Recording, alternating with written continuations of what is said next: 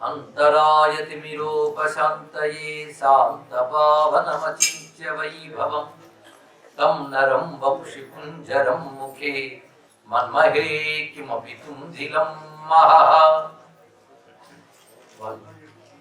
शरणं करवाणि शर्मदं ते चरणं वाणिचराचरोपजीव्यं करुणामसृणैः कटाक्षपादैः कुरु माम् अम्ब कृतार्थसार्थभागम् शारदा शारदाम्भोजवदना वदनाम्बुजे सर्वदा सर्वदास्माकं सन्निधिः सन्निधिं क्रियात् विमलपटी कमलपुटी पुस्तकरुद्राक्ष शस्तहस्तपुटी कामाक्षि पक्ष्मलाक्षि कवित विपंची विभासी वैरिंची वागर्थाविव संपृक्तौ वागर्थ प्रतिपत्तये जगतः पितरौ वन्दे पार्वती परमेश्वरौ गुरवे सर्वलोकानां विषजे भवरोगिणां निधये सर्वविद्यानां दक्षिणामूर्तये नमः। नारायण समारंभां व्यासशंकर मध्यमाम् अस्मदाचार्य पर्यन्तां वन्दे गुरुपरम्पराम्।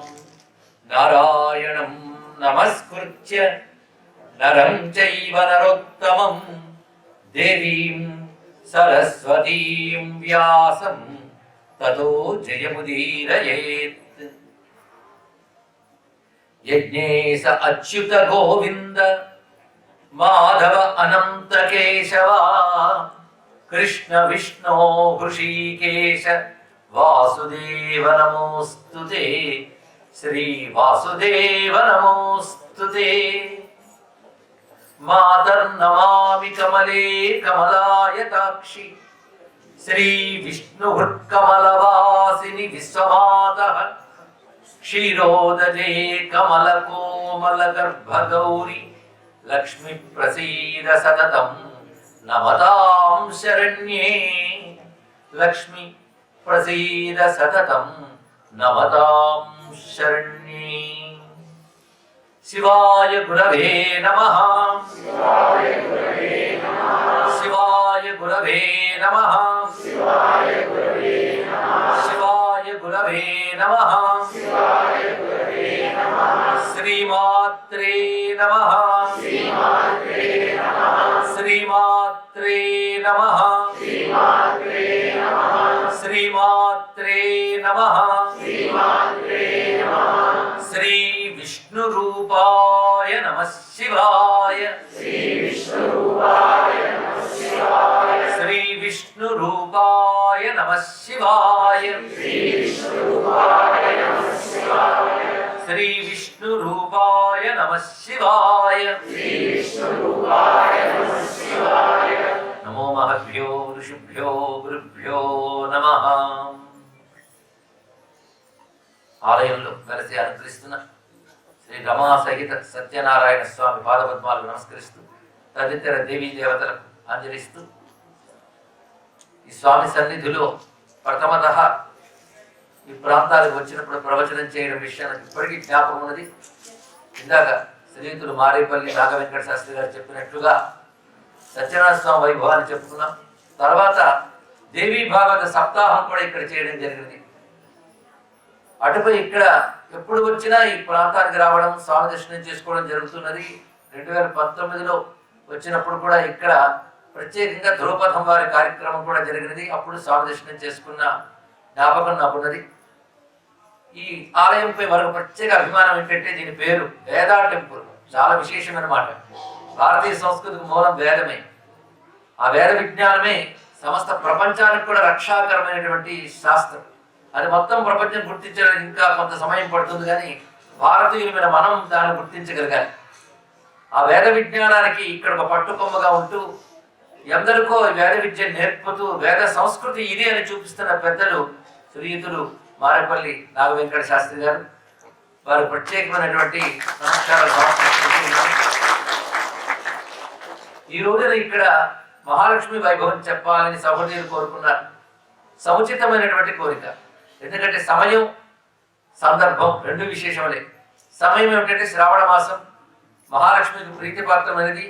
మొన్న శ్రావణ శుక్రవారం చేసుకుని పూర్ణిమ పూర్వస్థ శుక్రవారం కోసం అమ్మలందరూ ఎదురు చూస్తున్న సమయంలో ఈ శ్రావణ మాసం వేళ మహాలక్ష్మి వైభవం చెప్పుకోవడం అనేది చక్కని సంకల్పం.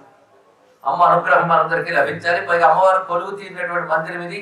రమా రూపంతో మహాలక్ష్మి ఉన్నది, సత్యనారాయణ సహితంగా. మహాలక్ష్మి వైభవం అనగానే మన సంస్కృతిలో తెలుస్తున్నది ఏంటంటే లక్ష్మి, దుర్గా, సరస్వతి, కాళి ఇలా అనేక దేవీ రూపాలు మనకి పురాణకు వస్తాయి. పైగా పెద్ద శాస్త్రాలు తెలియకపోయినప్పటికీ కూడాను ఏ దేవి పేరు చెప్పినా ఒక భావం మనకు వెంటనే కలుగుతుంది. సరస్వతి అనగానే విద్యాస్వరూపిణి, మహాలక్ష్మి అనగానే ఐశ్వర్య రూపిణి, కాళి అనగానే కాలస్వరూపిణి, దుర్గా అనగానే రక్షణ స్వరూపిణి అనే భావం మనకు కలుగుతుంది. అంటే ఒకే శక్తిని మనం అనేక విధాలుగా ఉపాసిస్తున్నామని మాత్రం మరువరాదు. వీరందరూ ఇన్ని రూపాలు కాదు, ఒకటే రూపం, అది పరాశక్తి అని అర్థం. ఈ పరాశక్తి ఎవరిది అంటే పరమేశ్వరునిది. పరమేశ్వరుడు వేరు, పరాశక్తి వేరు ఎప్పుడూ కాదు. అది తెలుసుకుని మనం ఆరాధన చేయాలి. సృష్టి స్థితి లయలు చేసేవాడిని పరమేశ్వరుడు అంటారు. ఒకే పరమేశ్వరుడు 3 పనులు చేస్తున్నప్పుడు ఆయన 3 పేర్లు వచ్చాయి. 3 పనులు బట్టి బ్రహ్మ, విష్ణు, రుద్ర. ఈ 3 కూడా ఒకడే. ఆయన పేరు పరమేశ్వరుడు. ఈ 3 పనులు ఆయన ఎలా చేయగలుగుతున్నారు అంటే ఎవరైనా ఏదైనా చెయ్యగలుగుతున్నారు. గలగడం అంటే సమర్థత. చెయ్యగలుగుతున్నారు అంటే శక్తి వల్లే కదా. సమర్థతకి శక్తి అని పేరు. ఆ పరమేశ్వరుడిలో ఒక సమర్థత ఉంది. ఇవన్నీ చెయ్యగలిగిన ఒక సమర్థత ఉంది. ఆ సమర్థతని శాస్త్రం ఉంటుంది. కర్తం అకర్తం అన్యథా కర్తం అవి సమర్థ. ఏదైనా చేయగలడు, అనుకుంటే చెయ్యకుండా కూడా ఉంటాడు ఆయన. ఆయన ఇష్టం. అలాగే ఆయన ఇచ్ఛ, దాన్ని ఇచ్ఛ అంటున్నాం మనం. స్వేచ్ఛ. మనం కర్మ కొద్దీ ఏదైనా చేస్తాం. పరమేశ్వరుడు స్వ ఇచ్ఛ, స్వేచ్ఛతో స్వతంత్రుడుగా చేస్తాడు. అది జీవుడు పరతంత్రుడు, ఈశ్వరుడు స్వతంత్రుడు. పైగా సర్వశక్తిమంతుడు. సర్వశక్తిమంతుడు అంటే సర్వశక్తులోని భగవచనం చెప్పుకుని అంతా కలిపి ఒకే శక్తి. ఆ శక్తి ఆయనకు సహజం. సూర్యుని కాంతి వలనే, చంద్రుడికి వెన్నెల వలనే పరమాత్మకు సహజమైన ఒక శక్తి ఉన్నది. పరాస్య శక్తి వివిధైవ శ్రూయతే స్వాభావికి జ్ఞానబల క్రియాచ అని ఉపనిషత్తు చెప్తోంది. పరా అస్య శక్తి. అస్య అంటే పరమేశ్వరుని యొక్క పరాశక్తి, సర్వోత్కృష్టమైన శక్తి. అది ఆయన స్వాభావికి, అత్యంత సహజమైనది. అది జ్ఞాన బల క్రియ ఇత్యాది రూపాలతో ఉంటుంది. ఇన్ని రూపాలతో ఉన్న శక్తిని మనం దుర్గాని, లక్ష్మి అని, సరస్వతిని కొలుచుకుంటున్నాం. ఆ శక్తివంతుని మనం విష్ణువని, శివుడిని ఇత్యాది రూపాలతో ఆరాధన చేసుకుంటున్నాం. ఈ ఏకత్వ జ్ఞానం కలిగి అనేకత్వం ఉపాసన చేసుకోవడమే హిందూ మతంలో ఉన్న అందమైన అద్భుతమైన సంస్కృతి. మహాలక్ష్మి అనగానే పరిపూర్ణమైన శక్తి ఈ తల్లి. ఇందులో ఎవరికి వారే పరిపూర్ణులు. పైగా ఒకరిని మనం ఉపాసిస్తున్నామంటే మిగిలిన వారు అందులో అంతర్లీనమై ఉంటారు. అది మాత్రం మరువరాదు. కానీ లక్ష్మీ ఉపాసన చేస్తున్నాము అంటే దుర్గని, సరస్వతిని కూడా ఆరాధించినట్లే. ఆ విషయం మీరు లక్ష్మీ అష్టోత్తర శతనామ స్తోత్రం చదువుకుని అలవాటు ఉన్న వాళ్ళకి నేను చెప్పనక్కర్లేదు. అందులో విద్యాం అనే మాట వస్తుంది. విద్య అంటే సరస్వతిగా. నవదుర్గా మహాకాళి బ్రహ్మ విష్ణు శివాత్మిక మనకు మాట వస్తుంది. కామాక్షి క్రోధ సంభవ అని కూడా మాట ఉన్నది. కొంతమంది కామాక్షి అంటే దుర్గ పార్వతి కదా, మహాలక్ష్మికి ఎలాగొస్తున్నది అనేటువంటి భావంతో మార్చారు. కొంచెం కామాం క్షీరోధ సంభవం అని మార్చారు. కానీ ప్రామాణిక గ్రంథంలో మాత్రం కామాక్షి క్రోధ సంభవం అనే మాత్రమే ఉందండి. కామాక్షి అంటే మనకు తెలిసి కాంచీపురంలో ఉన్న కామాక్షి. కానీ ఈ తల్లికి, మహాలక్ష్మికి మన్మథ జనని ఒక పేరున్నది. కమలజు కన్న తల్లి, కాముని కన్న తల్లి, అమరుల కన్న తల్లి ఆదివ లక్ష్మి అని అన్నమయ్య కీర్తనలో చెప్పాడు కదా. కమలజు కన్న తల్లి, కాముని కన్న తల్లి అంటే బ్రహ్మకి ఆ తల్లి తల్లి, మన్మథుడికి ఆ తల్లి తల్లి. ఎందుకంటే సృష్టి నడవాలి అంటే సృష్టికర్త, ఆ సృష్టికర్తను కలిగించింది ఆ తల్లి. అసలు సృష్టి నడవడానికి కావలసినటువంటి కామనా శక్తి ఏదైతే ఉన్నదో అది కూడా అమ్మ యొక్క సంకల్పం వల్ల కలిగినది. అదే మన్మథుడికి తల్లి అని చెప్పారు ఇక్కడ. అలాగే తన కనుల నుంచి మన్మథుడిని సృష్టించింది ఒక ప్రళయ వేళలో. అందుకే ఆవిడ కామాక్షి అని పేరు వచ్చినది. అయితే మహాలక్ష్మి గారు ఎంత సౌమ్య రూపిణి, అంత పరాక్రమ రూపిణి. అందుకే డోలాసుర భయంకరి మహాలక్ష్మి నమస్తుతే అని మనం చదువుకుంటుంటాం. అనేక అసుర సంహారం చేసింది. అంతేకాకుండా దేవీ మహాత్మ్య గ్రంథం ప్రకారంగా మహిషాసుర మర్దనం చేసిన శక్తి పేరు మహాలక్ష్మి.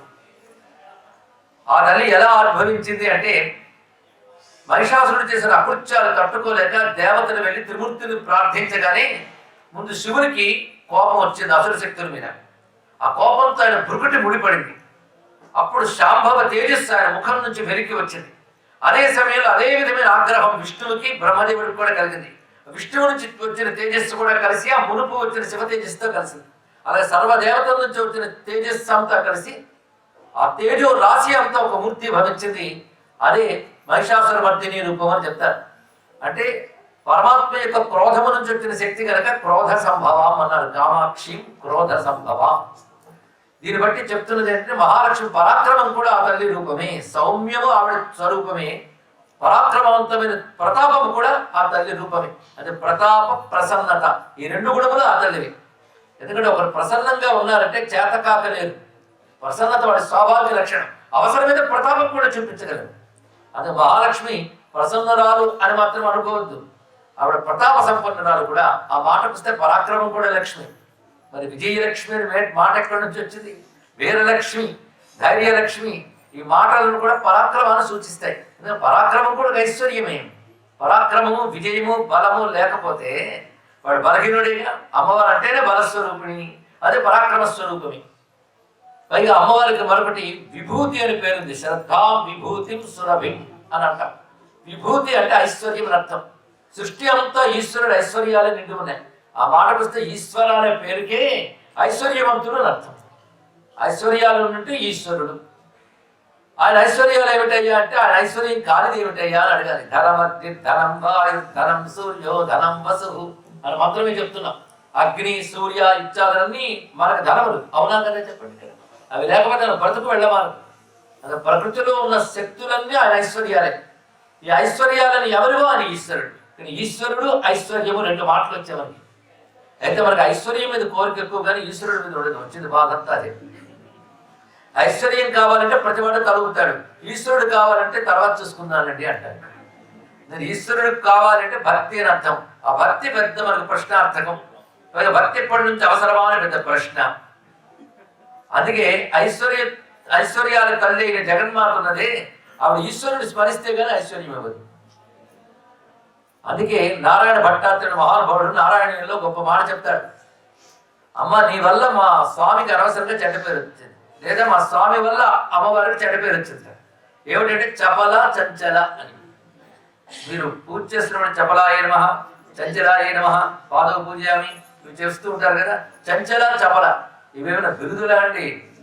చంచలం అంటే స్థిరంగా ఉండనిది, చపలం అన్నా ఇంచుమించు అదే అర్థం. ఒకచోట స్థిరంగా ఉండని తల్లి అని కీర్తిస్తున్నారు. నిజానికి మా అమ్మకి అపకీర్తి ఎలా వచ్చింది అని ఆలోచన చేశాడు ఆయన. ఎందుకంటే ఏదో పూర్వజన్మలో చేసిన పుణ్య విశేషం బట్టి ఒకడికి ఏదో ఒక ఐశ్వర్యం వస్తుంది, కానీ అది ఈశ్వరునిది అని తెలియక అది తల్లెరువాకు అనుకుంటాడు. అమ్మవారు ఏంటంటే అక్కడ విష్ణువు లేకపోతే ఎక్కువసేపు ఉండదు, వెంటనే వెళ్ళిపోదాం అనుకుంటుంది. కనుక అందరూ ఐశ్వర్యాలు కోరుకుని ఐశ్వర్యాలు పోగు చేసుకుంటారు. ఒకప్పుడు సుకృతం వల్ల ఇప్పుడు మనకి కుటుంబాలు కలిసి వచ్చాయి, ఐశ్వర్యం కలిసి వస్తుంది, ఆరోగ్యం కలిసి వచ్చింది, రోజులు గడిచిపోతున్నాయి. కానీ అది ఈశ్వర ప్రసాదం అని మరిచిపోకుండా నిత్యం ఈశ్వర స్మరణ చేసుకోవాలనేది శాస్త్రం అంతా చెప్తున్నది. ఎందుకంటే కేవలం సిరి సిరి సిరి అంటే ఎప్పటికో సిరి వెళ్ళిపోతుంది, కానీ హరి హరి హరి పిలిస్తే సిరి ఉంటుంది. అది అమ్మవారు స్థిరంగా ఉండాలంటే స్వామి ముందు స్థిరంగా ఉండాలి. అది స్వామిని కూర్చోబెట్టుకోకుండా కేవలం సంపదను మాత్రమే కూర్చోబెట్టుకుంటే కొన్నాళ్ళకి పుణ్యం వల్ల వచ్చిన సంపద వీడి దగ్గర విష్ణువు లేడు కదా అని వెళ్ళిపోతుంది. అది తెలివైన వాడు ఏం చేస్తాడంటే ముందు హరిని పిలిచి హరిని ఆహ్వానించి హరితో పాటు లక్ష్మిని, అది మన వాళ్ళు అమ్మతో పాటు అయ్యని పూజించాలి, అయ్యతో పాటు అమ్మని పూజించాలి, కానీ ఒక్కరిగా పూజించారు అని శాస్త్రం మనకు చెప్తున్నది. అందుకే వారి ఇద్దరు మనకు కావాలండి, హరి సిరి ఇద్దరు కావాల్సింది. గజేంద్ర మోక్షం మనకు తెలిసిన విషయమే. అందులో గజేంద్రుడు స్వామిని ప్రార్థిస్తాడు. అందుకని మహాలక్ష్మి రామ్మ అని పిలువడు, నారాయణ నన్ను కాపాడు అంటాడు. అప్పుడు నారాయణుడు ఎలా వస్తాడో మనందరికీ తెలుసు. ఆయన ఎవరికి చెప్పకుండానే బయలుదేరిపోతాడు. ఇక్కడ సిరికించెప్పుడు శంఖచక్ర యుగం చేదోయ సంధింపుడు ఏ పరివారం గురు చీరడు అభ్రగపతిని బంధింపడు ఆకర్ణికాంతర ధన్మిల్లము చక్కనత్తడు వివాద ప్రోద్ధిత శ్రీకుచో పరిచేరాంచరమైన వీడడు గజ ప్రాణావనోత్సాహి అని పవన్ గారు వర్ణించారు కదా ఇక్కడ. ఏనుగును రక్షించాలి, తన కోసం ఆర్తితో మొరపెట్టుతున్న ఏనుగును రక్షించాలి, బయలుదేరిపోయాడు నారాయణుడు. ఎవరికీ చెప్పడు. అయితే ఆయన చెప్పకుండా బయలుదేరాడు కనుక ఆయనకి అది అలవాటు పిలిచినప్పుడు వెళ్దామని అడుగుకోలేదు. తన వెంటని సిరి లక్ష్య వెంటన అవరోధ ప్రాతము వాని వెంటను పక్షీంద్రుడు వాని పొంతను ధనుకోమోదికి శంఖచక్ర గదానికా ఎంపును అని వర్ణించాడు కదా. తన వెంటని సిరి ఎప్పుడైతే విష్ణువు బయలుదేరిపోయాడో చెప్పకుండానే లక్ష్మి ఆయన వెంటనే వెళ్ళిపోతుంది. ఇక్కడ హరి అని పిలువగానే హరితో పాటు సిరి బయలుదేరింది. అంటే మనం దీపం తెచ్చుకుంటే వెలుగు కూడా దానితో వస్తుంది, విష్ణువుని తెచ్చుకుంటే లక్ష్మి కూడా అలాగే వస్తుంది. ఆయన యొక్క స్వాభావికమైన శక్తి. అందుకే హరిభక్తి అంటే ఎవరికి ఈశ్వరుడిపై ఉనికి, ఆ ఉనికిపై నమ్మకం కలిగి ఉంటుందో అటువంటి వారికి అమ్మవారి అనుగ్రహం తప్పకుండా లభిస్తుంది. అందుకే భగవత్ భక్తి కలిగిన వాడికి భగవతి అనుగ్రహం లభిస్తుంది. అమ్మ అనుగ్రహంకి ఐశ్వర్యం అనే పేరు, ఐశ్వర్యానికి మరో పేరు విభూతి. అందుకే అమ్మవారికి విభూతి రూపిణి అనే పేరు. విభూతులు అన్నిటి సమగ్ర రూపం అమ్మవారు. ఇందులో ఏ విభూతి మనకు కావాలి అంటే ఏ విభూతి అక్కర్లేదని ప్రశ్న వస్తుంది. మనకు అన్ని విభూతులు కావాలి. విద్య ఒక విభూతి, ఐశ్వర్యం డబ్బు ఒక విభూతి, అదేవిధంగా ఒంట్లో ఇంద్రియాలను ఆరోగ్యవంతంగా పనిచేయడం ఒక విభూతి.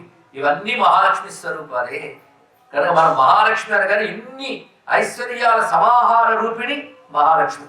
అటువంటి తల్లిని మనం నమస్కారం చేస్తున్నాం. అయితే మహాలక్ష్మికి సంబంధించి గొప్ప కథ మనకి కనబడుతూ ఉంటుంది పురాణాల్లో. భాగవతంలో కానీ విష్ణు పురాణంలో కానీ దేవీ భాగవతంలో కూడా గోచరిస్తుంది.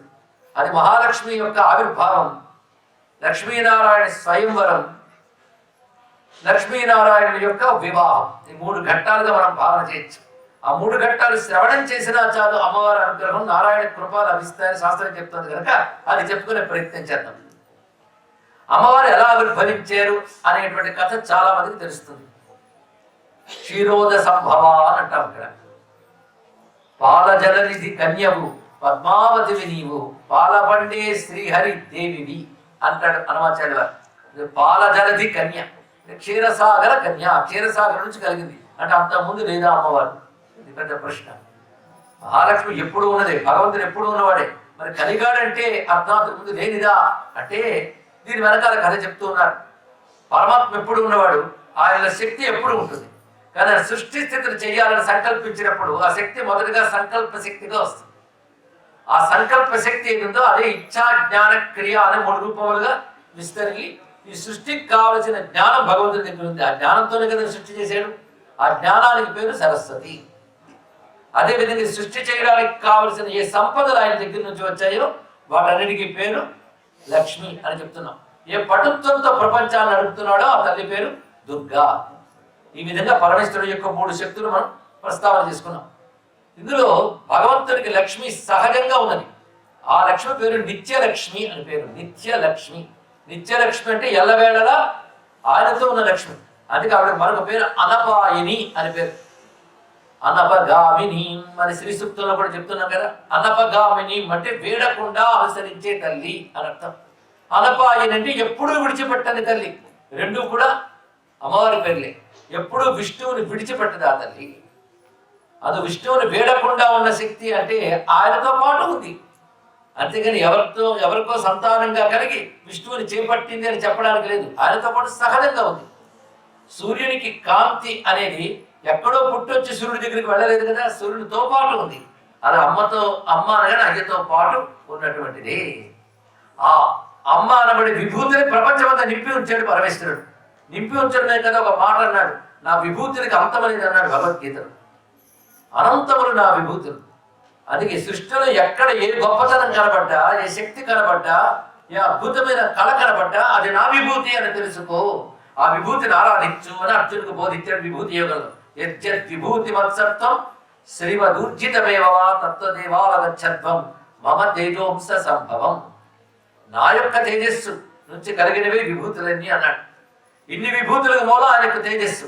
ఆ తేజస్సుకు ఒక ఆకృతినిస్తే అమ్మ అని పిలిస్తే ఆవిడ పేరు మహాలక్ష్మి అన్నారు. ఆయన దగ్గర ఎప్పుడూ నిత్యాలక్ష్మి ఉంటుంది. అయితే ఎవరు ఏమాత్రము సత్కర్మ చేసుకుంటే దానికి ఫలంగా లక్ష్మీ కృప లభిస్తుంది. అలా భగవానుడు వారి వారి కర్మలను అనుసరించి తనదైన ఐశ్వర్య శక్తిని ఆయా వ్యక్తులకు ఆయా లోకాలకు అనుగ్రహిస్తాడు. అనంతుడైన నారాయణ యొక్క అనంత నిత్య శక్తికే నిత్యలక్ష్మిని అనంత లక్ష్మి అని పేరు ఉంది. మీరు అనంతలక్ష్మి నామం కూడా వినుంటారు. అనంతలక్ష్మి, నిత్యలక్ష్మి ఎప్పుడూ విష్ణువుతో ఉంటుంది. అయితే ఆయా లోకాల్లో ఆయా వ్యక్తులు బట్టి ఆయా స్థానానికి మహాలక్ష్మి ప్రసారం వెళ్ళినప్పుడు సూర్యుడి నుంచి వెలుగొచ్చినట్టు అమ్మవారి యొక్క ఆ కటాక్షం ఆ లోకాలకు ప్రాప్తిస్తుంది. అప్పుడు ఆవిడ స్వర్గంలో స్వర్గలక్ష్మి, ఆయా లోకాల్లో ఆయా లక్ష్ములుగా ఉంటుంది.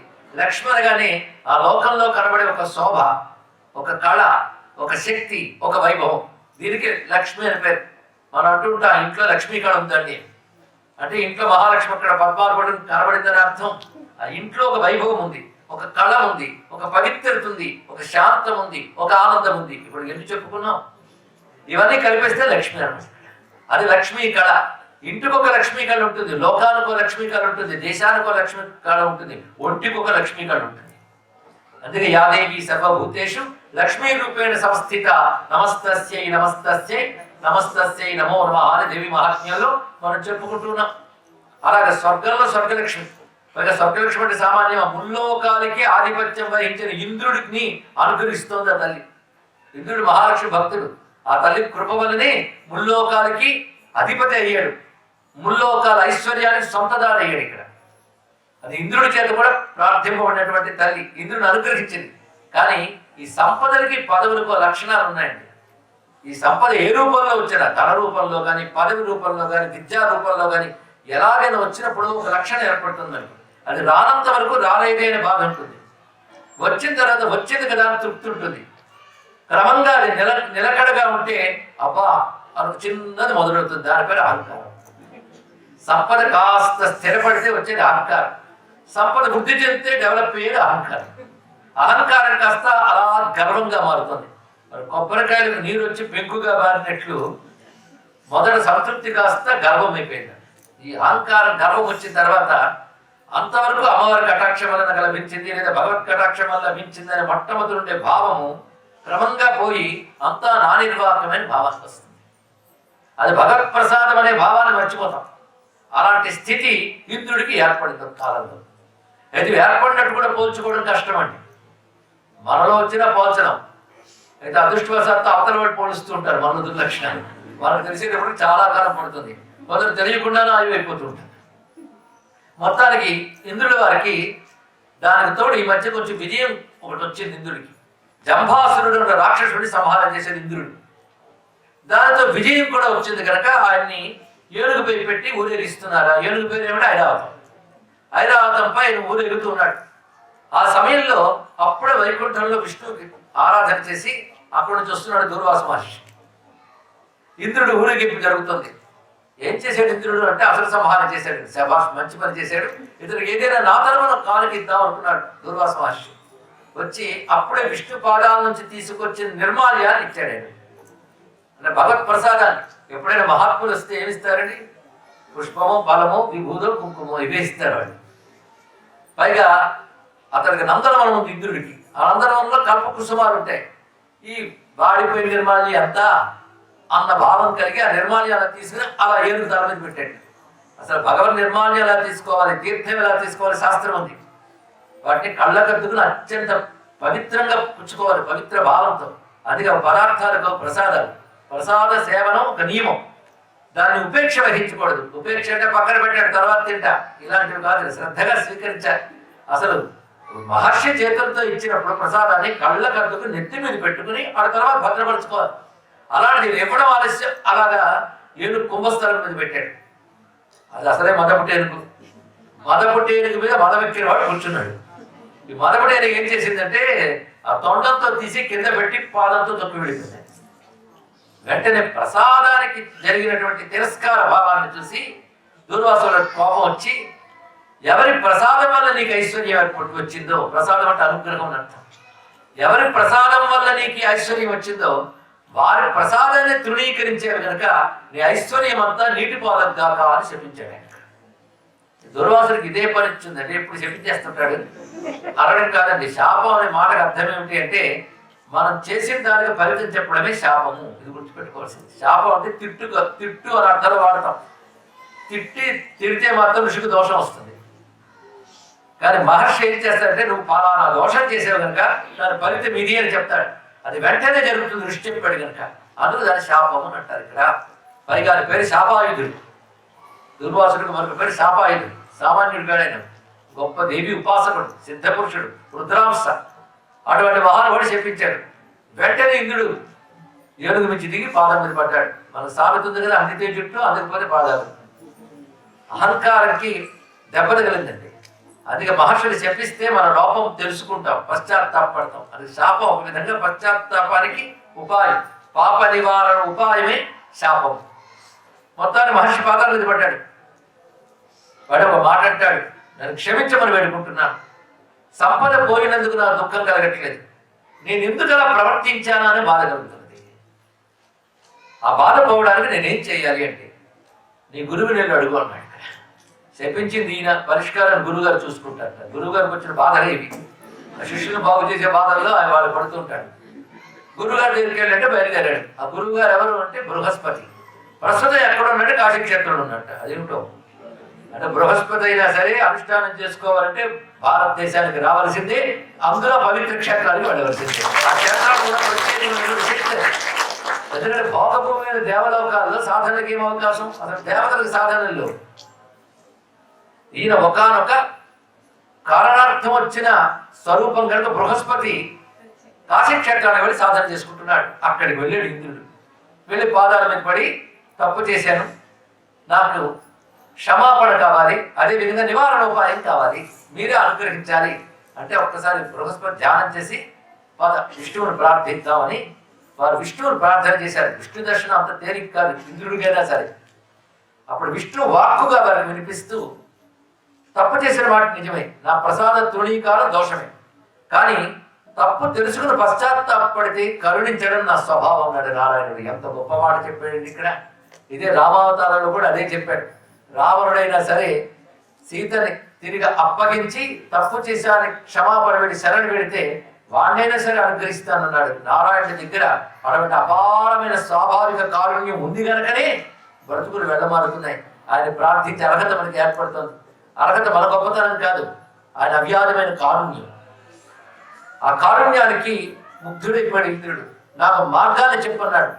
ఒక పని చేయు, ఇవన్నీ కూడా సముద్రంలో కలిసిపోయాయి కనుక మీరు మథనం చేయండి.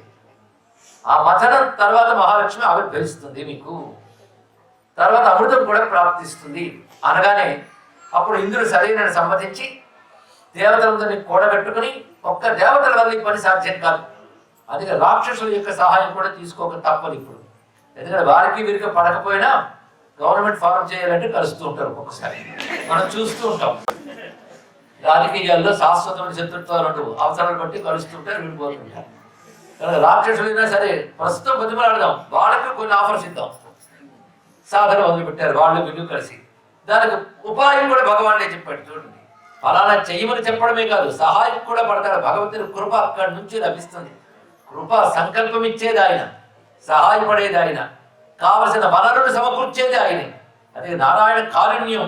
ఇక్కడ ఉపాయం చెప్పడమే కాకుండా వారికి అది ఎలా చేయాలో చెప్తున్నది. మందర పర్వతాన్ని తీసుకువచ్చి మథనం చేయాలి అంటే పర్వతాన్ని ఎలా తీసుకురావాలి వీళ్ళందరికీ కొంచెం తెలియలేదు. పైగా ఒక్కొక్కరు జమాజెట్టిగా ఉన్నారు. అంత రాక్షసులు దేవతలు ప్రయత్నించారు మందర పర్వతాన్ని తీసుకురాదు వద్దామని, వాళ్ళ వల్ల కావట్లేదు. అప్పుడు నారాయణుడు గరుడ వాహనారూఢుడై వచ్చి అరచేత్త పర్వతాన్ని ఎత్తిపెట్టి గరుత్తుని పెట్టుకుని తీసుకొచ్చి అక్కడ పెట్టాడు. అందుకే నగధర మందరధర అని పేరు వచ్చింది దానికి. అంటే కొండెత్తడం అనేది ఆ అవతారంలోనే అక్కడే అలవాటు చేసుకున్నాడు ఆయన. తర్వాత కృష్ణావతారంలో గోవర్ధన్ గిన్నె ఎత్తి చూపించాడు. మొత్తాన్ని పర్వతాన్ని ఎత్తి తెచ్చుకొచ్చి పెట్టాడు సముద్ర మధ్యలో. ఇప్పుడు మీరు ప్రారంభించండి అన్నాడు. మరి తాడు ఒకటి కావాలి కదా అన్నాడు.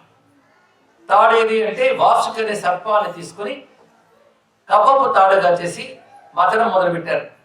అయితే దేవతలు అంటూ ఉన్నారు, మన ముఖం వైపు వస్తే సర్పాన్ని ఇలా లాగినప్పుడు ఆ విషజ్వాలు మన వైపు వస్తే ఏం చేద్దామన్నాడు. విష్ణువు నేను చూసుకుంటానని చెప్పి మన ముఖం వైపు వెళ్ళేటట్టు చూద్దాం. దేవతలు భయపడ్డారు. నేను చెప్తాను కదా నాతో పాటు నేను చెప్పినట్టు చేయండి, అది ఒక్కడి కాదు. ఆశ్రయించే గురువు చెప్పినట్టు దేవుడు చెప్పినట్టు నడుచుకుంటే అంతకంటే సేపు మరుగుడు కాదని. అదే దేవతలందరినీ తీసుకుని ముఖం దగ్గర తీసుకొచ్చాడు. రాక్షసులు అన్నాడు, మీరు వెళ్ళి తోక పట్టుకున్నాడు. ఏం మేము ఎలా కనబడుతున్నాడంటే, నేను తోకలు కాళ్ళు పట్టుకునే వాళ్ళ కనబడుతున్నావా, మీరేమో చక్కగా ముఖం పట్టుకుంటారా, అలాగే అయితే వచ్చేయండి అన్నాడు వాళ్ళందరినీ. అప్పుడు దేవతలు చాలా సంతోషించారు. అక్కడికి రాక్షసులందరూ ఇటు వచ్చారు, దేవతలు అటు వెళ్ళారు. వాసుకి భయం పట్టుకుంది. ఇదేమిటి స్వామి అన్ని పనికి పెట్టావు, వాళ్ళ చుట్టూ లాగుతుంటే నా శరీరం ఏమవ్వాలన్నాడు.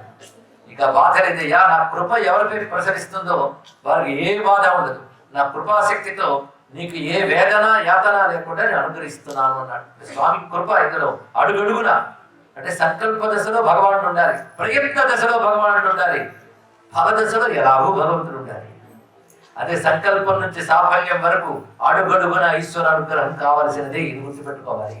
కొందరు అంటూ ఉంటారు, మన ప్రయత్నం మనం చేయాలనుకోండి, తర్వాత భగవంతుడి దయ్యాని. అరే నీ ప్రయత్నం కూడా భగవంతుడి దయ్యాని. ఆయన ప్రయత్నించాలనే సంకల్పం భగవంతుడి దయ, ప్రయత్నించగలిగే శక్తి భగవంతుడి దయ, దానికి తగ్గ శారీరక పటుత్వం భగవంతుడు, ఆలోచన భగవంతుడు, అవి నెరవేరేటట్టు చేసే కూడా భగవంతుడు. ఎంతమంది ఆలోచనలు చేయలేదు, ఎంతమంది ప్రణాళికలు వేయట్లేదు, అన్ని విఫలం అవుతున్నాయనే వాళ్ళు. కొన్ని సఫలమవుతాయి, కొన్ని విఫలం అవుతాయి. కానీ అడుగడుగునా ఈశ్వర అనుగ్రహం, ఈశ్వరుడి దయ తప్ప మరొకటి లేదు. కొందరు అంటుంటారు కర్మయోగం గొప్పదా, ధ్యానయోగం గొప్పదా, జ్ఞానయోగం గొప్పదా అని. అన్నిటికంటే ప్రసాద యోగం గొప్పది, అనుగ్రహ యోగం గొప్పది. ఈశ్వరుడు అనుగ్రహం ఉంటే అన్ని యోగాలు అవే కలుగుతాయి. ఈశ్వరానుగ్రహం వినా ప్రపంచంలో మరొకటి లేదు. ఇది బాగా గుర్తుపెట్టుకోవాలి. ఇష్టమంతా ఈశ్వరుని దయే. ఆ దయే కారుణ్యం, ఆ కారుణ్యానికే ప్రేమ, అదే ప్రేమ యోగం. ఈశ్వర ప్రేమ యోగమే ప్రపంచం. ఆయన అనుగ్రహం లేకపోతే వీళ్ళు ఏం చేయలేకపోతున్నారు చూడండి. ప్రతి ఆలోచన ఆయనదే. ఈ విధంగా మథనానికి సిద్ధమయ్యారు. కానీ ఆ పర్వతం కురిగిపోవడం మొదలుపెట్టింది, కింద బేస్ లేక సరిగ్గా. అప్పుడు మళ్ళీ నారాయణ, అదొక్కటి నేర్చుకోగలిగితే చాలండి, ఏదైనా నారాయణ అనగలగలిగా. అప్పుడు నారాయణ వెంటనే ఒక విస్తారమైన పూర్ణ రూపం ధరించి వచ్చి దానికి ఆధారంగా నిలబడ్డాడు. ఆధారంగా నిలబడిన తర్వాత మళ్ళీ మథనం ప్రారంభమైంది. ప్రారంభమవుతుంటే కింద ఆధారం సరిపోయింది, కానీ పైన తూలడం మొదలుపెట్టింది. మళ్ళీ ఏం చేయాలని చూస్తే పైన అగోచర రూపంతో నారాయణ పై భాగంలో చేయి పెట్టి ఉంచాడు. ఇక్కడ క్రింద నారాయణుడు, పైన నారాయణుడు, మధ్యలో దేవతలతో పాటు ఆయన. ఎంత రమ్యమైన దృశ్యం.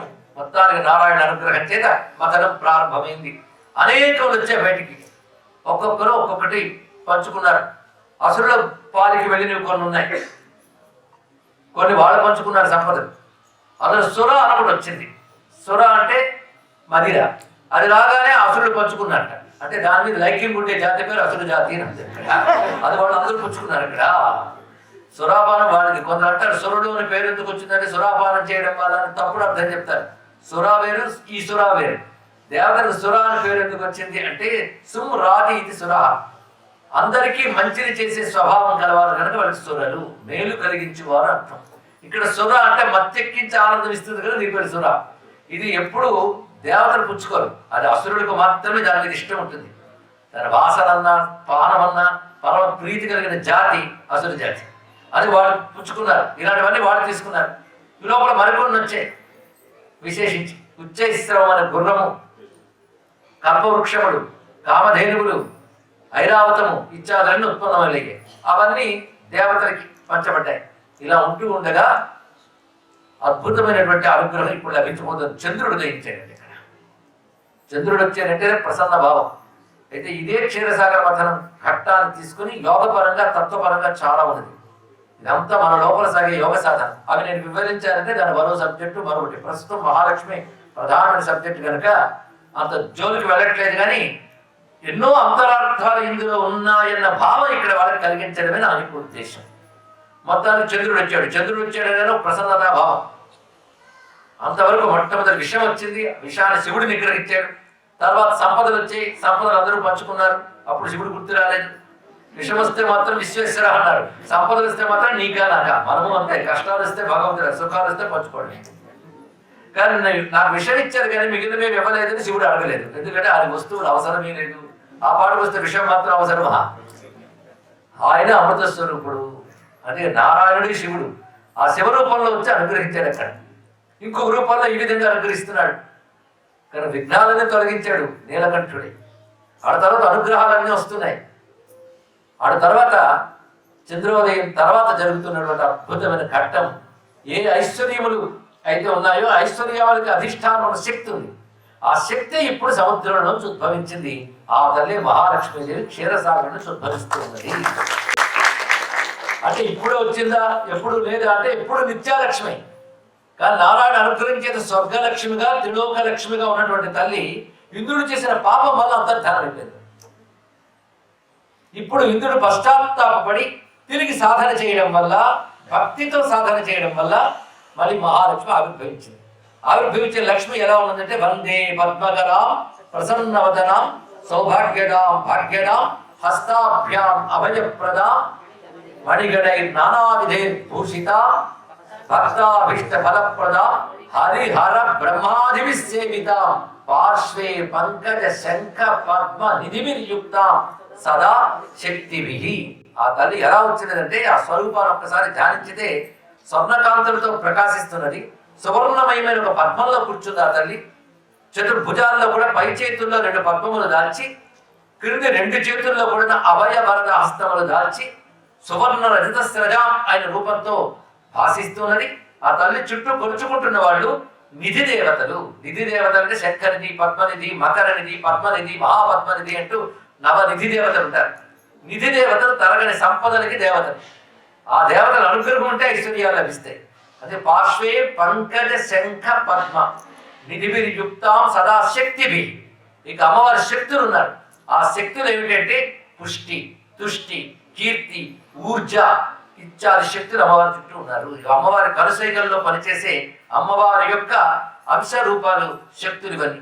ఈ శక్తులతో, ఈ నిధులతో పద్మాసన స్థాయి చతుర్భుజాలతో ప్రకాశిస్తున్న అమ్మవారిని ధ్యానించడం యోగం అండి. ఇది గొప్ప ధ్యాన యోగం విశేషించి. అలా ఆవిర్భవించింది ఆ తల్లి. ఆవిర్భవించి అరమొట్పు కన్నులతో ఉన్నది ఆ తల్లి. అంటే ఎవరిని చూడట్లేదు ఆ తల్లి, అరమొట్పు కన్నులతో ఉన్నది. దేవతలందరూ ఒక్కసారి అమ్మవారికి నమస్కారం చేసుకుని ఎదురుగా ఒక అద్భుతమైన సింహాసనాన్ని ఏర్పాటు చేసి అమ్మవారి నుంచి ఆసనంపై కూర్చోమని చెప్పారు. అమ్మవారు వచ్చి కూర్చున్నారు. ఇంకా ఆరాధన చేయడం మొదలుపెట్టారండి. రాక్షసులకి ఇవన్నీ చాలా చిరాగ్గా ఉంది.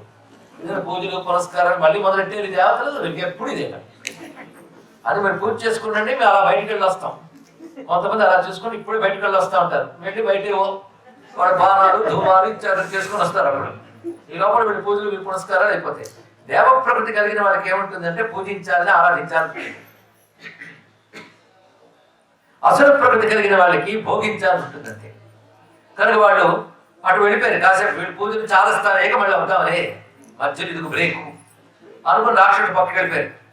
దేవతలు మాత్రం అమ్మవారిని ఆరాధన చేస్తున్నారండి. ఇంద్రుడు ప్రధానంగా ఉంటూ ఆ సమయంలో రమ్యమైనటువంటి స్వర్ణ కలశాలు తెప్పించి కొన్ని కలశాల్లో ఆ కామధేనువు పాలు నింపి, మరికొన్ని కలశాల్లో సుగంధ ద్రవ్యములతో కూడిన మందాకిని జలాలను నింపి ఉంచి వాటిపై రమ్యమైన దళములు పల్లవాలు పెట్టి దానిపై చక్కని పూర్ణ ఫలాలు పెట్టి మహర్షుల చేత మంత్రింపజేశారు ఆ జలాలని. అలా జలాలు మంత్రించిన తర్వాత దిగ్గజాలను పిలిపించాడు మహానుభావుడైనటువంటి ఇంద్రుడు. అష్ట దిగ్గజాలు 8 దిగ్గజములు కూడా వచ్చి అవి తుండాలతో ఆ కలశాలను తీసుకున్నాయి. తీసుకుని అమ్మవారికి అభిషేకం చేయడం మొదలు పెడుతున్నాయి. ఇది చాలిస్తే చాలని దరిద్రం పోతుంది. అదే ఒక పురాణ కథ చక్కగా విన్నప్పుడు మనకు తెలియకుండా దృశ్యాలు మనసులో మెదులుతాయి. అదే కథ చివరి చెప్తాడు, ఫలసుడు చెప్తాడు. ఇది వినడం వల్ల ఇది ఫలము అంటే ఆ వింటున్నప్పుడు అందులో ఉన్న దివ్య స్వరూపాలు మన హృదయంలో తారాడుతాయి కనుక దాని ఫలితం. ఈ స్వరూపాన్ని ధ్యానిస్తే గొప్ప భాగ్యమని ఆదిశంకరుడు అంటారు. ఇది కమలాత్మిక విద్య యొక్క ధ్యాన స్వరూపం. కమలాత్మిక దశమహావిద్యల్లో అత్యంత ఉత్కృష్టమైన ఒక మహావిద్య. ఆ మహావిద్యాది దేవత, ఆ మహావిద్యాది దేవతకు సంబంధించిన మంత్రం, ఆ మంత్రాన్ని స్తోత్రంలో నిక్షిప్తం చేసిన వాడు ఆదిశంకర భగవత్పాదుల వారి కనకధారా స్తోత్రంలో. కమలే కమలాక్ష వల్లభేత్వం కరుణాపూర తరంగితైరపాంగై అవలోకయమా అకించనానాం ప్రథమం పాత్రమకృత్రిమం దయాయాః అంటాడే. ఆ తల్లి రూపాన్ని వర్ణిస్తున్న దిగ్గస్తి విక్కనక కుంభ ముఖావసృష్ట స్వర్వాహిని విమల చారు జల పృతాంగి ప్రాతర్నమామి జగతాం జననీం అశేష లోకాధినాథ గృహిణీం అమృతాబ్ధిపుత్రీం. ఇది ధ్యానించవలసినటువంటి శ్లోకం అండి. యాసా పద్మాసనస్థ విపుల కటితటీ పద్మపత్రాయదాక్షి గంభీరావర్తనా విస్తర భరణమిత శుభ్రవస్త్రోత్తరీయ లక్ష్మీ దివ్యై గజేంద్రై మణిగణ ఖచితై స్నాపిత హేమకుంభై నిత్యం సా పద్మహస్త మమ వసతు గృహే సర్వమాంగళ్యయుక్త. ఇలాంటి స్వరూపాన్ని ధ్యానం చేస్తే ఇంట్లో మహాలక్ష్మి కొడుకుంటుంది అని చెప్తారు. అందుకే ప్రాతర్నమామి జగతాం జనని, జగజ్జనని ప్రాతకాలంలో ఈ రూపంతో నేను ధ్యానిస్తాను. దిగ్గస్తివి కనక కుంభ ముఖావసృష్ట స్వర్వాహిని విమలచారు జలప్లుతాంగి. స్వర్వాహిని అంటే ఆకాశంగా జలములు, వాడితో అభిషేకం చేస్తున్నారు, అమృతములతో అభిషేకం చేస్తున్నారు. వాడితో తడిసిపోయింది అమ్మ. అమ్మ ఎప్పుడు తడిగా ఉంటుందండి. తడి అంటే ఆర్ద్రత, టెండర్నెస్. దీన్ని ఆప్యాయనము అంటాం. ఆప్యాయనం అంటే చల్లబరుచుట. ఎండిపోతున్న దానికి నీరు తగిలితే దానికి తాజాదనం వస్తుంది. అలా జగత్తు ఎండిపోకుండా మాడిపోకుండా తాజాగా ఉంచే ఆర్ద్ర శక్తి మహాలక్ష్మి. అది ఆర్ద్ర పుష్కరిణి పుష్టిం అంటాం. ఆర్ద్ర శక్తి. అందుకే ఎప్పుడు ఆర్ద్రంగా ఉన్నట్లు అని ధ్యానిస్తాం మనం. అమృతంతోనూ గంగాధరంతోనూ ఆర్ద్రమై ప్రకాశిస్తున్నటువంటి ఆ తల్లి. పైగా 2 చేతులతో పద్మాలు పట్టుకుంది. ఈ 2 చేతులతో అభయము వరద పట్టుకుంది. వరద ఎప్పుడు క్రిందికి ఉంటుంది, అభయం ఎప్పుడు పైకి ఉంటుంది. మీరు గమనించితే వర అంటే క్రింద, అంటే ఈ దిగువ లోకాల్లో వచ్చే ఐశ్వర్యములని వరములు. వరములు అంటే ఇష్టమైనవి, కోరుకున్నది 2 అర్థములు. అది ఇస్తుంది కనుక వరద హస్తం. అయితే ఇవన్నీ కోరికల్లో ఉన్నప్పటికీ ఉండవలసింది మాత్రం అభయం. అదే మనకి ఇష్టమైనవి కలగాలనుకుంటాం, ఏ భయం లేకుండా ఉండాలనుకుంటాం. అది అభయం కూడా చూపిస్తుంది. అభయము వరద ఆ 2 చూపిస్తే చాలు, నీకేం కావాలి. అంతేకాదు అభయం ఎప్పుడు పైకి ఉంటుంది, వరద ఎప్పుడు క్రిందికి ఉంటుంది. అంటే కోరుకునే సంపదలన్నీ క్రింది లోకాల్లోనే, అభయం మాత్రం లోకాలన్నిటికీ అతీతమైన పరతత్వంలోనే అభయం ఉంటుంది, జ్ఞానం ఉంటుందని చెప్పడమే అభయవరద హస్తాలు ఉన్నటువంటి అద్భుతమైన సంకేతం. అది ఎవడు లోకాతీతమైన పరమాత్మ యందు బుద్ధి కలిగి ఉంటాడో వాడు ఎప్పుడు అభయ స్వరూపంగానే ఉంటాడు. అది అమ్మవారు అభయము వరద. వరద అంటే ఐహికమైన సంపదల్ని ఇస్తుంది, అభయం అంటే మోక్ష సంపద కూడా ఇస్తుంది ఆ తల్లి. 2 ఆ తల్లి రూపాలే. కేవలం భౌతికమైన ఐశ్వర్యాలు మాత్రమే మహాలక్ష్మి కాదు. మోక్షం మహాలక్ష్మి స్వరూపం. మోక్షానికి కావాల్సిన జ్ఞానం మహాలక్ష్మి స్వరూపం. అది సిద్ధలక్ష్మీ, మోక్షలక్ష్మీ, జయలక్ష్మీ, సరస్వతి, శ్రీలక్ష్మీ, వరలక్ష్మిశ్చ ప్రసన్నామ సత్వర అంటూ వేదం 6 లక్ష్ములు చెప్పింది. ఈ 6 లక్ష్ములు అత్యంత ప్రధానం. ఏ పని చేసినా సిద్ధలక్ష్మి కావాలి, కార్యానికి సిద్ధి కావాలి, సాధనకు సిద్ధి కావాలి. సిద్ధి లేనప్పుడు సాధన లేదు, కార్యం లేదు. కానీ కార్యానికి సాఫల్యం సిద్ధి, సాఫల్యమే మహాలక్ష్మి, కానీ సిద్ధలక్ష్మి. అసలు జన్మలకి సాఫల్యమే మోక్షం, అది మోక్షలక్ష్మి. అన్ని ఆ తల్లి. పైగా 2 చేతులతో పద్మం పట్టుకుంది. ఆవిడ పేరు పద్మ. కమల ఆ తల్లి, కమలాసన ఆ తల్లి, కమలాక్షి ఆ తల్లి. అది కమలములతో. పద్మం అంటే అర్థం ఏంటంటే పూర్తి వికసన శక్తి, వికసించుట అర్థం. ముడుచుకుపోవడం అనేటువంటిది అజ్ఞానానికి, దుఃఖానికి సంకేతం. వికసించడం అనేది ఆనందానికి, జ్ఞానానికి సంకేతం. అవునా కాదండి? ఏమిటండి ముఖం అలా వికసించింది అంటాం. వికాసం ఎప్పుడు వస్తుంది అంటే ఆనందం కలిగినప్పుడు వికసిస్తుంది, జ్ఞానం కలిగినప్పుడు వికసిస్తుంది. అజ్ఞానం వస్తే ముడిచిపోతుంది. ఇప్పుడు మనం చెప్తుంది అర్థం కాకలేదు అనుకోండి, మనకు తెలియకుండా కనుగోలు ముడిచిపోతాయి. అప్పుడు తెలిసిపోయింది వాడి స్థితి ఎలా ఉందో. అంటే వాడు అజ్ఞానం ఉంది. రెండవది, ఎన్నున్నా ఐశ్వర్యం లేకపోతే ముఖం ఎప్పుడు ముడుచుకునే ఉంటుంది. ఐశ్వర్యం ఉంటే వికసిస్తుంది.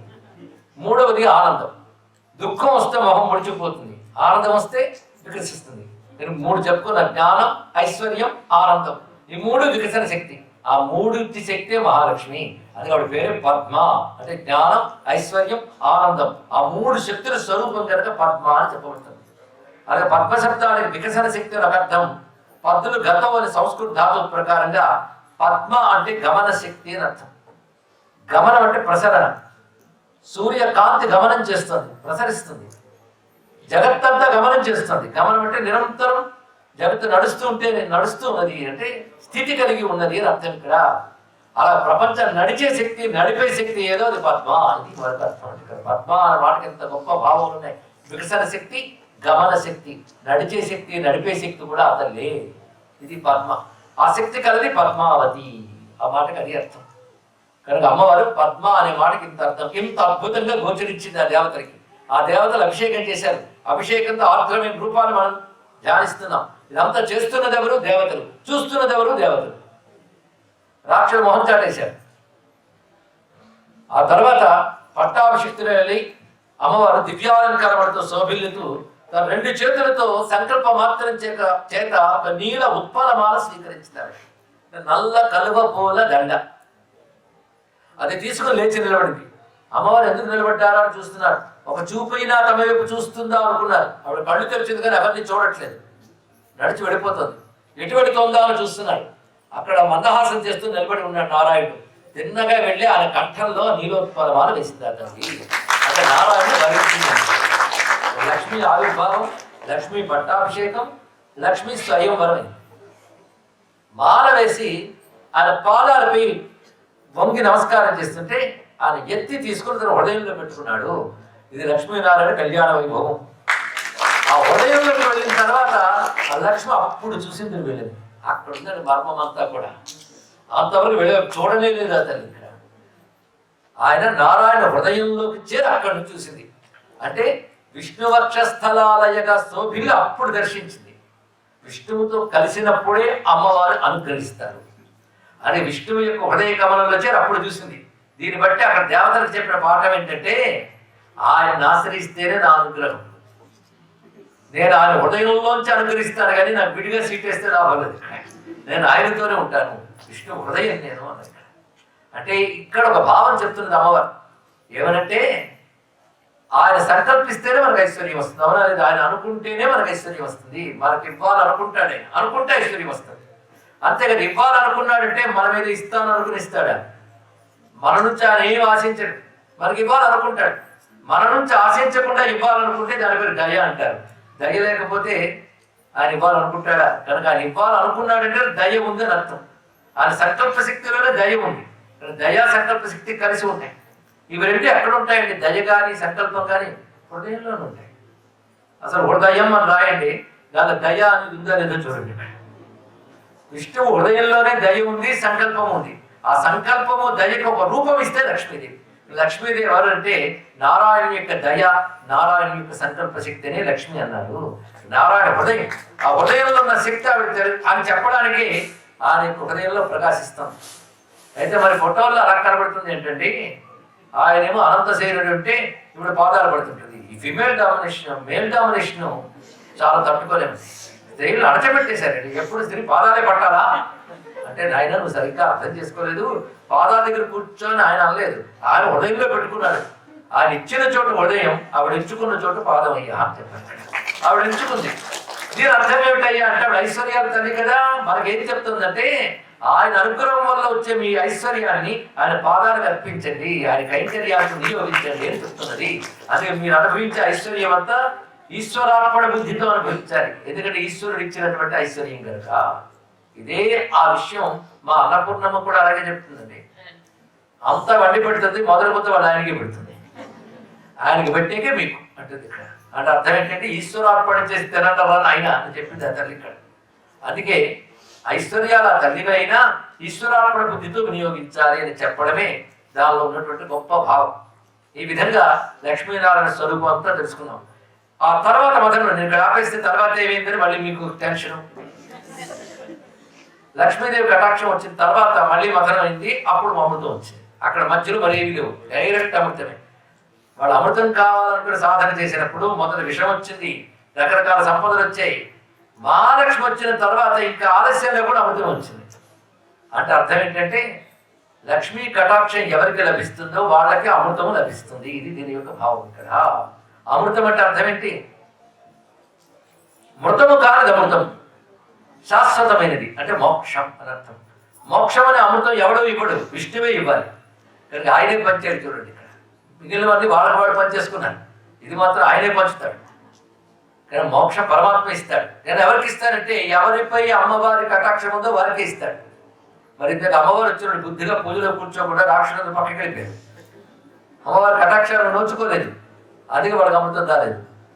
నారాయణ ఎందుకు పంచలేదంటే, ఆవిడ చూపు వీడి మీద పడలేదు కదా. ఆవిడ ఎవరిని చూస్తుంది అంటే, ఎవరు ఆరాధించారో వారిని చూస్తుంది అంతే. అమ్మవారిపై భక్తి కలిగిన వారిని అమ్మవారు కటాక్షిస్తుంది.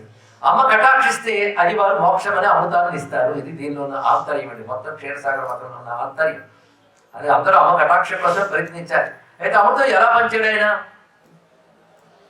విష్ణు అమృతం ఎలా పంచాడు చెప్పండి? మోహిని అయ్యాడు అంటే ఆయన కూడా అమ్మ అయిపోయాడు. ఆ మోహిని ఎవరయ్యా అంటే, అశేష జన మోహిని అరుణవాల్య భూషాంబరం జపా కుసుమ భాసురాం జప విధము స్మరీదంబిక. ఆవిడండి మోహిని. అరుణాం కరుణాతరంగితాక్షి ఆయన మోహిని రూపం. అది శివుని కూడా మోహింపజేసే మోహిని, సామాన్య మోహిని కాదు ఇక్కడ. హరిస్త్వామారాధ్య ప్రణత జన సౌభాగ్య జనని పురా నారీ భూత్వా పునరిపుమపి శోభమనయత్తని సౌందర్యలహరిలో చదువుకుంటున్నాం కదా. కనుక ఆయన కూడా ఒక్కసారి అమ్మవారిని ధ్యానించి తన అమ్మ అయిపోయాడు. అమ్మ అయితేనే వడ్డించని తెలుస్తుంది, లేకపోతే ఏం తెలుస్తుంది. అలా జగన్మోహిని అయి చేతులు అమృత పాత్ర పట్టుకుని వడ్డించారు. వడ్డించక ముందు ఆ మోహిని వచ్చినప్పుడు ఉందండి రాక్షసుల వైపు చూపు చూసింది. మహాలక్ష్మి వస్తే పక్కకి తిరిగారు కానీ మోహిని వస్తే మీద పట్టారు. పడి అబ్బా అని ఆశ్చర్యపోయాడు. అమృతమాడ దేవుడికి మర్చిపోయారు. ఇక్కడ అంతవరకు నువ్వా నేనా కొట్టుకున్న వాళ్ళు ఆ జగన్మోహిని చూడగానే మోహితులు అయిపోయారు రాక్షసులు. అప్పుడు నువ్వే పంచ అమృతం అన్నారు. మోహశక్తికి అంత విశేషం ఉంటుంది. నువ్వే పంచని ఇచ్చేసారు అమృతాన్ని. అప్పుడు పంచుతారు కానీ మీద పడితే పంచరు సుమా, అందరూ లైన్లో కూర్చోండి, క్యూలో కూర్చోండి అని చెప్పారు. ఇక్కడ వాళ్ళందరూ లైన్లో కూర్చున్నారు, ఎవరి లైన్ వారిది. పైగా రాక్షసులకు ఆచారం ఎక్కువ. అదే మిగతా పాడ తినమన్నారు దేవతలతో, వాళ్ళ లైన్ వాడిది, వీళ్ళు లైన్ వీళ్ళు. ఇంకా తర్వాత వీడు వడ్డించడం ప్రారంభించింది. ఏం వడ్డిస్తుందో చూస్తున్నారు. వాళ్ళ వైపు చూసి ఒక నవ్వు, ఒక విసురు, ఒక అలంకారం, ఇవన్నీ రాక్షసులకి. దేవతలకు మాత్రం అమృతం పట్టిస్తారు. వాళ్ళు ఆమె కోసం ఆకర్షణలో పడిపోయి అమృతం పట్టిస్తుందో లేదో గమనించట్లేదు. మొత్తం వీళ్ళకి అమృతం పెట్టడం జరిగింది, వాళ్ళు తినడం జరిగింది. తర్వాత ఖాళీ పాత్ర చూపించి అంతర్ధానం ఇవ్వడం జరిగింది. ఇందులో ఒక విశేషం ఉండదండి. అటు రాక్షసుల గుంపు, ఇటు దేవతల గుంపు, మధ్యలో నారాయణుడు. ఆయన జగన్నాథుడా జగన్మోహినిగా? ఆయన జగన్నాథుడే, కానీ దేవతలకు జగన్మాత, రాక్షసుడికి జగన్మోహిని. అది రహస్యం అంతా ఉంది. జగన్మోహిని జగన్మాత రెండింటిలో జగచ్చబ్దం ఉంది. అంటే జగన్మోహినియే జగన్మాత, అది తెలుసుకోవాలి. ఈ జగత్తంతా మనం మోహింపజేస్తుంది, అవునా లేదా? ఈ జగత్తులో పట్ల ఆకర్షణలు చూసే మనం రోజుకు ఒక ఆకర్షణ పెట్టబడి ఇది కావాలి అది కావాలి అది కావాలి ప్రవర్తిస్తున్నాం. కనుక అలా ప్రవర్తించే వాళ్ళందరూ మోహం వైపు పెడుతున్నారు. కానీ ఈ జగత్ అమ్మ, ఈ జగత్ నారాయణ దయ అని ఎవరైతే కూర్చున్నారో వాళ్ళకి అమృతం దొరుకుతుంది. జగత్తు పట్ల ఆకర్షణ వెంట పరిగెత్తే వాళ్ళకి అమృతం దొరకట్లేదు, ఆకర్షణలు దొరుకుతున్నాయి. కనుక జగత్తుకి జగన్నాథుడికి భేదం లేదు. జగన్నాథుడి జగత్ రూపంలో ఉంటాడు. కానీ రాక్షస ప్రకృతి కలిగిన వారికి జగన్మోహిని, దైవీ ప్రకృతి కలిగిన వారికి జగన్మాత. ఇది కథలో ఉన్నదండి, భావం గ్రహించవలసింది. కనుక మనం ఎక్కడికో ఏ లైన్లో ఉన్నాం ఎవరికి వారే నిర్ణయించుకోవాలి. మనం చెప్పడం ఎందుకు ఇక్కడ. ఇంకా లౌకిక విషయాలపై వెంపర్లాడుతున్నామంటే ఆ లైను వారి జగన్మోహిని. ఎవరు పరమార్థం కావాలి మఠం వేసుకు ఒత్తికగా కూర్చున్నారా సాత్విక కూడా సంపన్నులకి అమ్మవారు జగన్మాత, ఆవిడ అన్నపూర్ణి సాక్షాత్తుగా, అవునా లేదండి? ఇక్కడ మొత్తానికి ఎంత అనుగ్రహం ఎలా లభించింది? అమృతం పంచేంత అనుగ్రహం దేవతలకి లక్ష్మీ కటాక్ష వీక్షణాల వల్ల లభించే. అందరికీ కావాల్సిన లక్ష్మీ కటాక్షం. అమ్మవారి చూపు అంత గొప్పది. చేతకాని వాడైనా సరే అమ్మవారి చూపు పడితే చాలు ధన్యుడిపోతాడు. వాడు దేనికి పనికిరాని వాడు కూడా ప్రపంచం చేత ఆహా ఊహోని కీర్తించబడ్డవాడు అవుతాడు. పండితుడాతడాతడు ప్రభావ సమగ్రుడతండు సూర్యుడాతండు వదాన్యుడతండు మనోజ్ఞశేఖరుడాతండు ఎవ్వండు భవత్ కృపాకరణ వైభవ లక్ష్మికి పాత్రుడు ఇందిరా అంటాడు శ్రీనాథ మహాకవి. అమ్మా, ఎవరు నీ చూపుకు నోచుకుంటారో వాడు లోకంలో పండితుడు, వాడు మహారాజు, వాడు గౌరవనీయుడు, వాడు అందగాడు, ఇన్ని రకాలుగా కీర్తింపబడతాడు. మా అమ్మవారి కటాక్షానికి నోచుకున్నవాడు. ఆ కటాక్షాన్ని నోచుకోకపోతే ఎన్నున్నా జరిగి పనికిరాని వాడి. అమ్మవారి కటాక్షం అంటే ఏమీ లేనివాడికి కూడా అంత ఆదరణ ఉంటుంది. అందుకే నిజమైనటువంటి ఐశ్వర్యవంతుడు ఎవరయ్యా అంటే అమ్మ కటాక్షానికి నోచుకున్నవాడే. అమ్మ దయ ఉంటే చాలండి. ఆ దయ అనే సంపద ఉంటే మిగిలినవన్నీ అవే ఉంటాయి. అందుకే అమ్మ నాకు ఏది సంపద అక్కర్లేదు అని నేను అన్ను కానీ నీకు నమస్కారం చేసే సంపద ఒక్కటి బొమ్మ చాలు అని అన్నాడు. ఆయన ఎవరు బాబా అమాయకుడు అనుకోవద్దు. నీకు వందనం చేసే సంపద ఒక్కటి ఇంకేమో అక్కర్లేదు అన్నాడు ఆయన. పాప అమాయకుడు నుండి ఎన్ని కోరుకోవాలి మళ్ళగా ఈయనింత చేస్తే నేను ఎప్పుడు దండం పెడుతూ ఉంటే చాలు అదే సంపద అడిగాడండి. ఆయన చాలా తెలివైన వాడండి ఇక్కడ. ఎందుకంటే అది ఒక్కటి ఉంటే అన్నీ వస్తాయి. ఇక్కడ మీకు సంపదలు కోరుకున్నారు అనుకోండి, ఏదో ఏడ్చి గీ పెడితే వస్తాయి, కొంతకాలానికి పోతాయి. కానీ ఆ సంపద ఉంటే ఎప్పుడూ సంపదలు ఉంటాయట. ఆ సంపదలు ఎంత గొప్పవి అంటే సంపత్కరాని సకలేంద్రియ నందనాని సౌభాగ్యదాన నిరతాని సరోరు అక్షి త్వద్వందనాని దురితోద్ధరణోద్యతాని మామేవ మాతర నిశం కలయంతు నాణ్యే. కొన్ని పాఠాల్లో మాన్యే అని ఉంటుంది, కానీ కాంచి యతీంద్ర శ్రీ శ్రీ చంద్రశేఖర శాస్త్రి స్వామి వారు చెప్పిన ఏంటంటే ఆయన పాట ఇప్పుడు చదువుకున్నాం.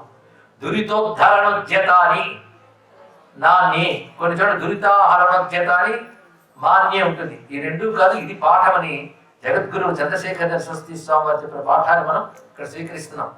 ఎంత అందంగా చెప్పారు. స్వద్వందనాన్ని అంటే నీకు చేసే వందనములు ఏమిటి ఇస్తాయో చెప్తున్నారు చూడండి. సంపత్కరాని సకలేంద్రియ నందనాని సామ్రాజ్యదాని నిరతాని సరూరు హర్షి త్వద్వందనాని దురితోద్ధరణోద్యతాని. నీకు వందనం చేయడం అనే సంపద ఒక్కడుంటే 4 వస్తాయి. మొదటిది సంపత్కరాని, సంపదలు లభిస్తాయి. సకలేంద్రియ నందనాని, ఇంద్రియములన్నీ ఎప్పుడు తృప్తిగా బలంగా పుష్టిగా ఉంటాయి. దాని తర్వాత సామ్రాజ్యదాన నిరతాని, సామ్రాజ్యం వస్తుంది. అంటే మన పెద్ద ప్రభుత్వానికి నాయకుడు ఎప్పుడు గ్యారంటీ. సామ్రాజ్యం అంటే అర్థం ఏంటంటే మన అధీనంలో మనం ఉంటుంటా, ఇంకొకరి అధీనంలో ఉండకుండా, అదే పెద్ద సామ్రాజ్యం అండి. అవునా లేదో ఒప్పుకుంటారు. ఒకరి మీద ఆధారపడకుండా మనంతో మనం ఉండగలగడం, మన కొంతమందిని మనం ఆధారం ఉంచగలగడం, అది అసలు సామ్రాజ్యం. అది ఇవ్వగలుగుతాం మనకు. సామ్రాజ్య దాన నిరతాని. మూడయ్యేగా 4వది ఎక్కువ ముఖ్యం, దురితోద్ధరణోద్యతాని. సమస్త దురితముల నుంచి ఉద్ధరిస్తుంది. దురితములు అంటే పాపములు. పాపములు కూరుకుపోయాం, దుఃఖపడుతున్నాం, అనుక్షణం విఫలత్వాల్లో ఎదుర్కొంటున్నాం. ఇలాంటి దురితాల నుంచి అంటే పురాకృత పాపముల నుంచి ఉద్ధరించుట, పైకి లాగలిగిన శక్తి నీ నమస్కారం అంటున్నమ్మా. నీకు చేసే వందనములకు ఎంత శక్తి ఉన్నది.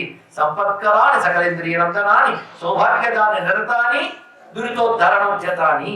ఇటువంటివి సరౌరుహాక్షి తద్వందనాని. ఓ పద్మదళాయతాక్షి, నీ వందనములు ఇటువంటివి. అవే మామేవ మాతరనిశం కలయంతు. ఆ నమస్కరించడమైన సంపదలు మాకు ఎల్లవేళ ఉండుగాక, నా అన్యే, ఇంకేం మాకు అక్కర్లేదన్నా. చూసారు ఎంత తెలివిన వాళ్ళు. కనుక అమ్మవారికి వందనం చేసేటువంటి భక్తి సంపద అన్నిటికంటే గొప్పది. కనుక మహాలక్ష్మిని భక్తిగా మనం ఆరాధించాలి. ఈ మహాలక్ష్మి తత్వం వేదముల యందు చాలా విస్తారంగా చెప్పబడింది. వేదముల యందేమిటి? వేదమే మహాలక్ష్మి. లక్ష్మీ సహస్రనామ స్తోత్రం ఉంది. దానిలో మనం పరిశీలిస్తే అమ్మవారు అంతా వేదరూపుడిగా చెప్పబడుతుంది. వేదానికి మహాలక్ష్మి పేరుంది. అంటే లక్ష్మి అంటే స్త్రీ. ఎప్పుడైనా విన్నారు ఆ పేరు?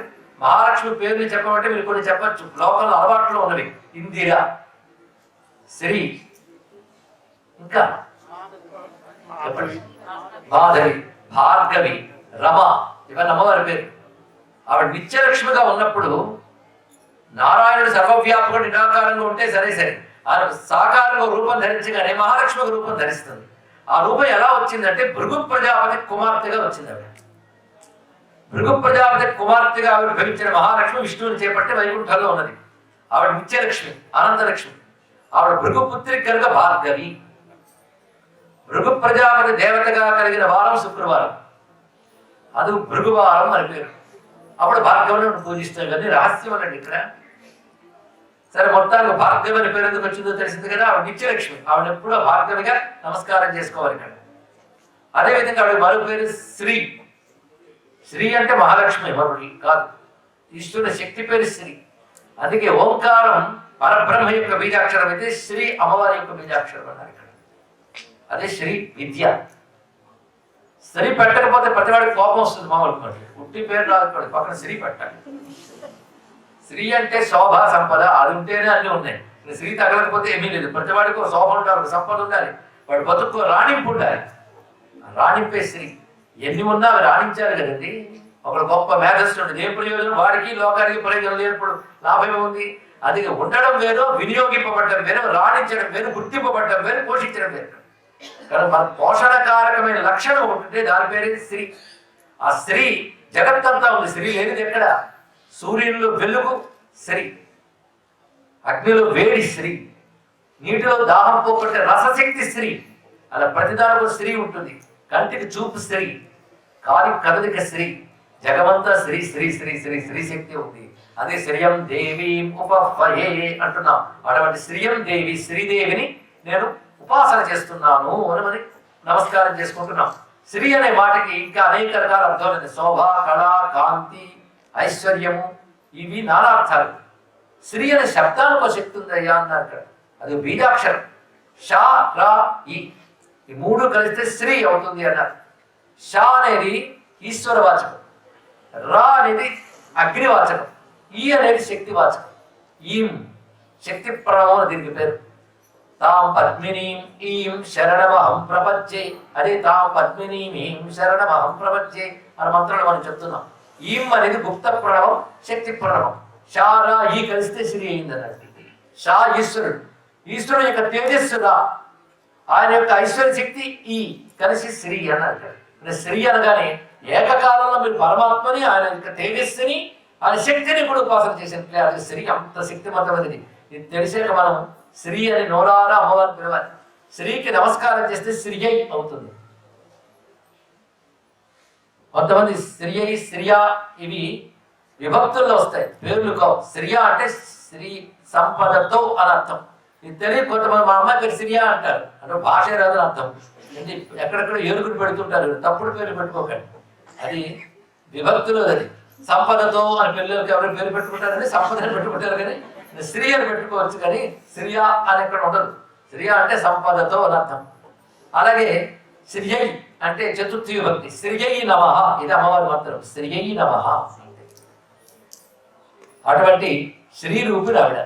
ఇందిరా రెండవ పేరు. మూడవ పేరు అప్పుడు భార్గవి, శ్రీ ఇందిర. ఇందిర అని పేరు ఎందుకు వచ్చిందంటే ఇంద్ర ఇందిర దగ్గరకు ఉన్నాయి లేదా. ఇంద్రుడు అనే పేరు పరమేశ్వరుడిది, తెలుసుకోండి. పరమేశ్వరుడి పేరు ఇంద్రుడు.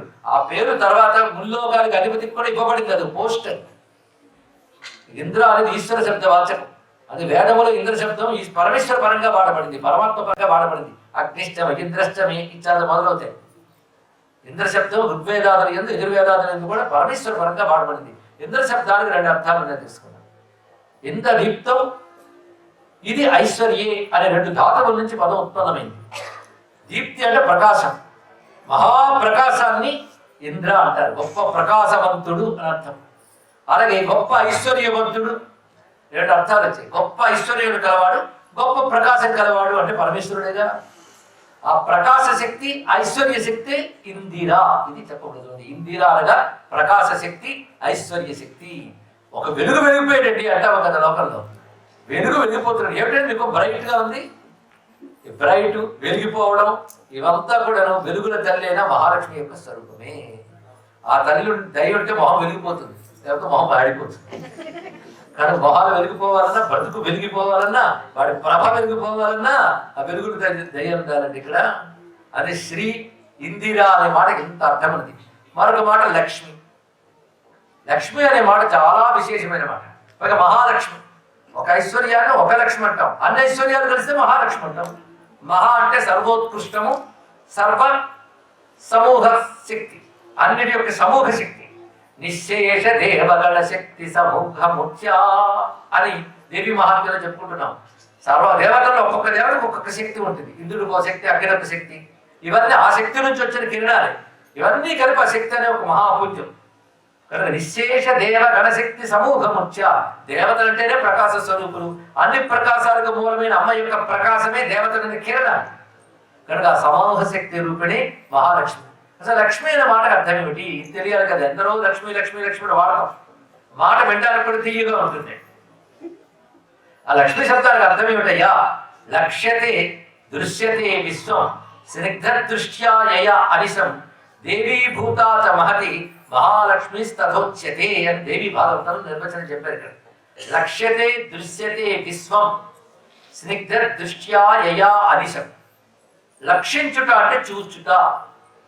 లక్ష్యం లేదండి అంటూ ఉంటాం లోకంలో. లక్ష్యం అంటే ఏం? మన దృష్టి దేని మీద పెట్టించుతామా లక్ష్యం.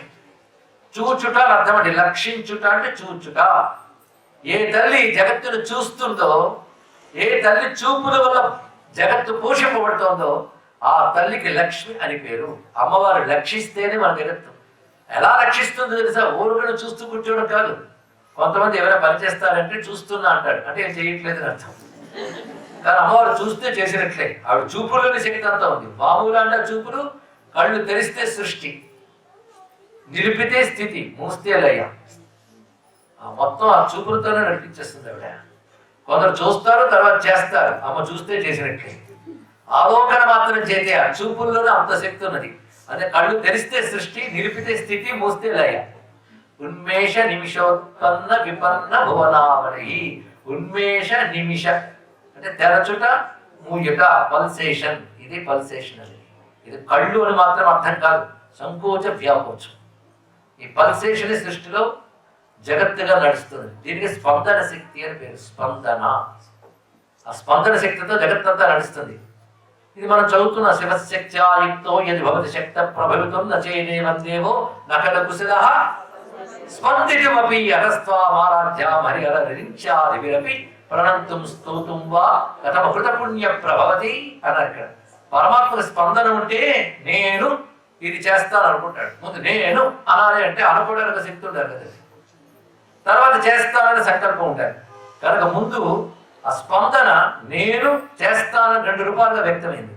అదే లక్ష్మి. ఆ స్పందన శక్తి జగత్తు. ఆ స్పందన శక్తికి ఈక్షత్యాత్మిక శక్తి అని పేరు. ఈక్షాత్యాత్మిక, కళ్ళు తెరిచి కళ్ళు మూయడం వలె ఉండే స్పందన శక్తికి ఈక్షణ శక్తి. అదే కామాక్షి, మీనాక్షి, విశాలాక్షి, అమనాయాక్షి, శతాక్షి, సహస్రాక్షి, ఇంద్రాక్షి, అనంతాక్షి, లక్ష్మి. ఇన్ని చూపుల శక్తిగా తల్లి ప్రకాశిస్తుంది.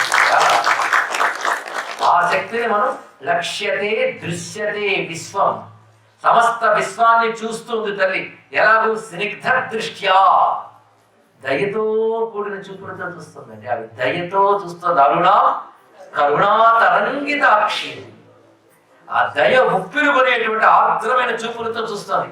ఆవిడ చూడగానే జగత్తంతరికి ఆప్యాయమైపోతుంది, చల్లబడుతుంది. ఆ చూపుల్లోంచి శక్తి లభిస్తుంది. ఆ శక్తితో జగత్తు నడిచిపోతుంది.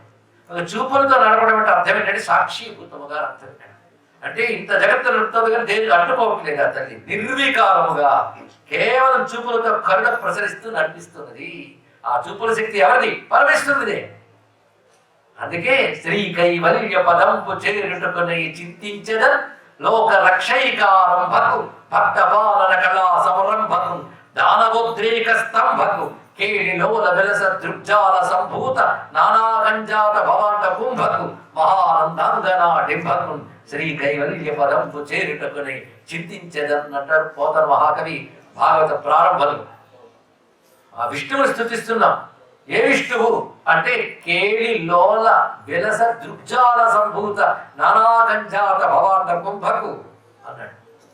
అంటే ఒక లీలగా తన చూపులతోనే బ్రహ్మాండములని నడిపిస్తున్న ఏ పరమేశ్వరుడు ఉన్నాడో ఆ నారాయణుడికి నమస్కారము. అది ఎవడయ్యా అంటే మహానందాంగన డింభకు. అంత నారాయణుడు గొప్పదైన గోపకాంతకు పిల్లాడు. ఆ పిల్లాడికి నమస్కారము. డింభక్ అనే శబ్దం బలే వాడే. డింభకుడు అంటే చిన్నపిల్లాడు. మహానందాంగన డింభకు అన్నాడు. అంతవాడు కూడా డింభకుడు అయిపోయాడు. ఆ కృష్ణుడి పేరు చెప్తే చాలు ఆనందం ఉంటుంది భక్తుడికి. మరి కృష్ణుడి పేరు చెప్తే మహాలక్ష్మికి ఆనందం. ఆయన ఎక్కడుంటే అక్కడ ఐశ్వర్యమే. విష్ణువు కదా. అందుకే ఆయన బ్రేపల్లు తిరుగుతుంటే బ్రేపల్లు ఇదివరకు లేనంత పాడి పట్ట వృద్ధి చెందే. ప్రతివాడి ముఖంలో సంతోషం, ఎప్పుడు సంతోషమే. ఎందుకంటే ఎన్ని సంపదలున్న మొహాల్లో ఉండదు, అది దౌర్భాగ్యం. కానీ రేపల్లిలో మాత్రం సంపదలు ఇంటి నిండా ఉన్నాయి, ఒంటి నిండా ఉన్నాయి, ముఖాల్లో ఆనందం ఉంది. ఇన్నున్నాయట. ఎందువల్ల ఉంటుంది? దినే దినే ప్రతివృద్ధ లక్ష్మీ అక్షీణ మాంగళ్యశతో వ్రజోయం. ఎందువల్ల ఇంత ఆనందంగా ఉందయ్యా? మొత్తం ప్రతిరోజు ఇదివరకటి కంటే సంపదలు పెరిగిపోతున్నాయి రేపల్లిలో. ఇదివరకటి కంటే మంగళములు కలుగుతున్నాయి ఇళ్లలో. ఎందువల్ల? పైగా ప్రమోద సాంద్రో పరితో విరేచే. అందరూ ఎల్లవేళలా ఆనందంతో ఉంటున్నారు. 3 లక్షణాలు: ఐశ్వర్యాలు వృద్ధి చెందుట, శుభములు కలుగుట, ముఖాలు ఆనందంతో వెళ్లి విరిగిట. 3 ఎందువల్ల జరుగుతున్నాయంటే భవన్నివాసాత్ అయి వాసుదేవ. ఏ వాసుదేవ, నువ్వు ఉండడం వల్ల. నువ్వు ఉండడం వల్ల నిన్ను వదలలేక మహాలక్ష్మి అక్కడ ఉంది కనుక నువ్వు ఎక్కడుంటే అక్కడ ఉంటుంది ఆరాధికరిస్తూ అంటారు మహానుభావుడైనటువంటి నారాయణ భట్టాచార్య. ఇదే మాట సుఖయోగితుడు భాగవతంలో చెప్తాడు. అదే మాట అందిపుచ్చుకున్నారు మా శంకర భగవత్పాదులు వారు. అదేమిటో ఆయన లేకపోతే మాట రాదు, ఆయన లేకపోతే హిందూ మతం లేదు, భారతీయ సంస్కృతి లేదు, వేద ధర్మం లేదు. ఆ మహానుభావుడు అంటాడు, మహానందాంగా డెమ్ముకుని పోతన గారు అంటే నమోస్తు నందాత్మజ వల్లభాయ్, నమోస్తు సంగాయిత వల్లభాయ్. అటువంటి ఆ మహాలక్ష్మి మొత్తం మీరు కనకధార స్తోత్రం ఒక్కసారి పరిశీలించండి. ఈక్షత్యాత్మిక శక్తి ఉంటుంది, గమనించండి. 6 ఏళ్ల పిల్లాడు ఎంత అద్భుతమైన కవిత్వం చెప్పాడండి ఇక్కడ. అంత కవిత్వం చెప్తే మహాలక్ష్మి వచ్చి నీకేం కావాలి ఆయన అన్నది. నాకేం అక్కర్లేదమ్మా, ఉసిరికేసింది నాకు, ఆవిడింట్లో సంపద కురిపించు అంటే ఆవిడకి యోగం లేదన్నాడు. ఆవిడెవరికి ఏమి ఇవ్వలేదు కనుక నేనేమి ఇవ్వను అన్నది. నేను ఇది ఇచ్చాను కదమ్మా, నాకు ఇది ఇచ్చింది కదమ్మా, నాకు ఇది ఇచ్చింది కదమ్మా, ఇంకో మాట. వెంటనే దైతే అమ్మవారు ఆలకొల్పించారండి.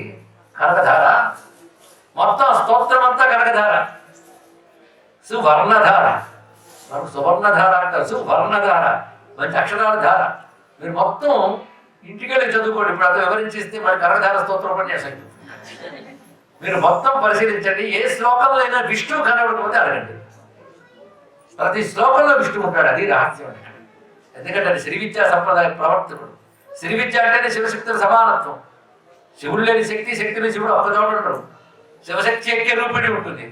అది మొదటి నుంచి ప్రారంభిస్తారు. అంగం హరే పులకభూషణమాశ్రయంతి బృంగాంగనేవ ముకుళాభరణం తమానం అంగీకృతాఖిల విభూతిరవాంగలీలా మంగళ్యదాస్తు మమ మంగళ దేవతాయ.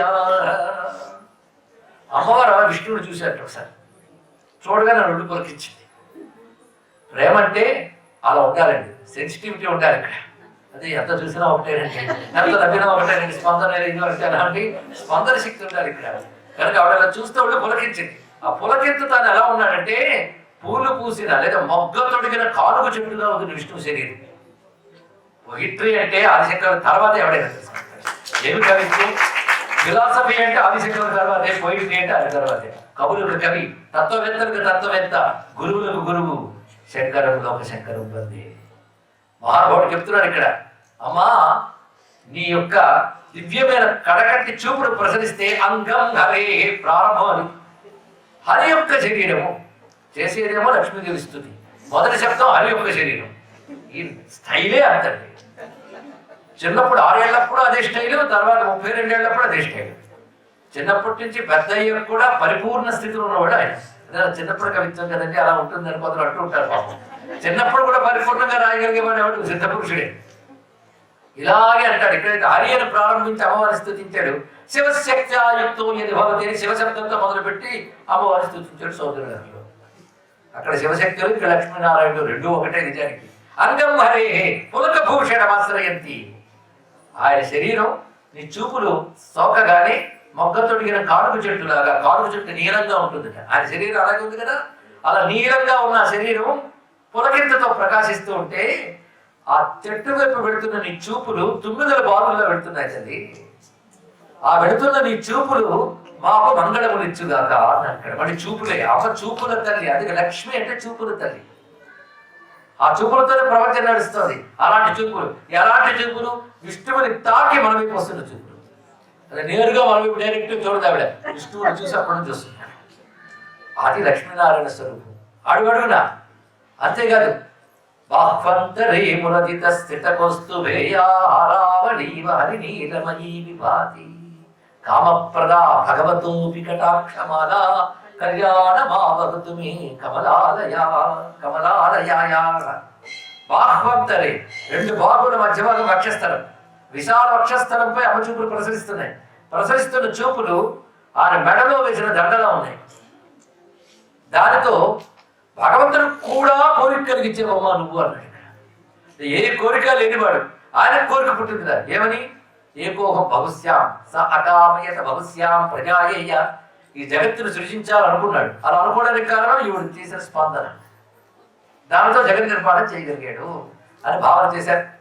అంతేకాదు ముగ్ధాముహుర్విధగతి వదనే మురారే ప్రేమత్రపా ప్రణిహితాని గతాగతాని మాలాదృశో మధుకరీవ మహోత్పలేయ సామే శ్రియం దిశతు సాగర సంభవాయ. ఆవిడ ఆ విష్ణు పాదాలు తనవి పలా చూస్తుంది ప్రేమగా. ఇంకో వైపు చూడట్లేదు. ఆయనేమో అరమొచ్చిన కళ్ళుతో ఉన్నాడు. అసలు నిద్ర కాదండి, యోగ నిద్ర. అలా కళ్ళు మూసుకున్నాడు కదా, ప్రేమగా చూస్తుంది ఆయన్ని. ఈ లోపల కళ్ళు తెరిచి చూశాడు. నేను చూస్తున్న విషయాన్ని గమనించేశాడు కదా, సిగ్గుతో పక్క తిప్పేశాడు ముఖం. తిప్పింది కానీ ఆయన ఒకసారి చూస్తే వెనక్కి తిప్పుకోలేం. మళ్ళీ అలా చూస్తుంది. ఆయన చూపు చూడగానే సిగ్గుతో ఇటు చూసింది. మళ్ళీ ఆయన చూడాలని అటు చూస్తుంది. ఇలా వచ్చి అటు వెళుతూ అటు వెళ్ళి ఇటు వస్తున్న చూపులు ఒక మాలలా తయారయ్యి ఆ చూపుల మాల మనకి సంపదరిచ్చేగాక అన్నాడు మహాతరైనటువంటి ఆదిశంకర భగవత్పాల్ వారు. అది లక్ష్మి అనగానే చూపుల తల్లి అని చెప్తూ ఇంత గొప్ప విషయం. పైగా మామూలు దేవి కాదు. నమో దేవి మహాదేవి అయి శివాయి సతతం నమః. అది దేవీ భూతాచ మహతి. గొప్ప దేవి ఆ తల్లి. దేవతల్లో ఒకరి కాదు. దాసీభూత సమస్త దేవవనిత. సమస్త దేవవలతలోని దాసీలు, శచీదేవి మొదలైన వారందరూ దాసీజులనే అమ్మవారిని కొలుచుకుంటున్నారు ఇక్కడ. అందుకు వారందరితో సేవించబడుతూ ప్రకాశిస్తున్న తల్లి కనుక దేవతల్లో ఒకటిగా దేవి అనకుండా మహాదేవి అనాలి. కానీ మహాదేవిలో మహాశబ్దము లక్ష్మీ శబ్దం కలిపితే మహాలక్ష్మి అయిందయ్యా అన్నాడు. ఆవిడ కోరిని ఇస్తుంది కనుక వరలక్ష్మి, సిద్ధినిస్తుంది కనుక సిద్ధలక్ష్మి, విద్యనిస్తుంది కనుక సరస్వతి. ఆవిడ కానిదేమిటి? సర్వదేవతల శక్తి ఆ తల్లియే. పైగా లక్ష్మి అంటే సౌమ్య రూపిణి. సృష్టిలో రెండు ఉంటాయి, ఘోరములు రెండు. కానీ పాజిటివిటీ అంతటినీ కలిసి ఉపాసిస్తే మహాలక్ష్మి ఉపాసన. అది స్వామి వివేకానంద అంటాడు, దేవత ఉపాసన అంటే ఏంటో కాదు, దేవత అనే భావమే the embodiment of positive thoughts and deeds అన్నాడు. శుభంకరమైన, మంగళకరమైన, సౌమ్యమైన, శుద్ధ సాత్వికమైనటువంటి గుణముల రాసే మహాలక్ష్మి. శుద్ధ సత్వం. అది అమ్మవారిని స్తుతిస్తూ ఇంద్రుడు అంటాడు, క్షమస్వ భగవత్యంబే క్షమాశీలే పరాత్పరే శుద్ధ సత్వస్వరూపే చ కోపాన్ని పరివర్తితే కోపమే సత్వసాధ్వీనాం దేవీనాం దేవపూజితే అని ఒక మాట చెప్పాడు. అమ్మ నువ్వు కోపాది పరివర్తిత. రజోగుణ తమో గుణాలు ఉంటేనే కోపము, ద్వేషము, బద్ధకం ఇత్యాదులు ఉంటాయి. ఇవేమీ లేకుండా కేవలం జ్ఞానం, ఆనందం ఇవి ఉంటే శుద్ధ సత్వం అంటారు ఇక్కడ. అది శుద్ధ తత్వం, సత్వం, ది ప్యూర్ సత్వ, ప్యూరెస్ట్ సత్వం. అక్కడ ఏమాత్రం కూడా రజోగుణం, తమోగుణం, ఇసుమంత కూడా లేవు. ఆ శుద్ధ సత్వం అమ్మవారు. అందుకే మనకు సత్వగుణం ఉంటే కానీ ధరించడం, సత్వగుణం లేదు పూర్తిగా, వచ్చింది బాధ. అందుకు శుద్ధ సత్వ స్వరూపుడైన అమ్మవారిని ఉపాసన చెయ్యగా చెయ్యగా చెయ్యగా చెయ్యగా మన సత్వగుణం వృద్ధి చెందుతుంది.